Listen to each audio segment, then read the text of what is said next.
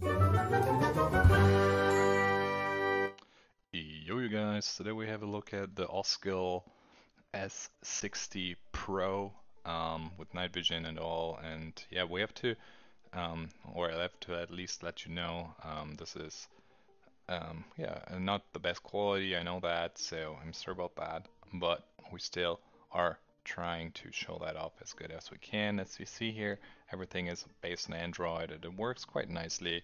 The colors is good. It also is an outdoor smartphone to keep that in mind, so you are gonna use that when you're outside. It's a little bit on the heavy side, but in general it's not bad at all. And yeah, got decent buttons on the side, nice coverage on the corners so it doesn't get damaged or anything, and pretty slim and easy design for sure, which is not necessarily a bad thing if you ask me, but that's personal preference.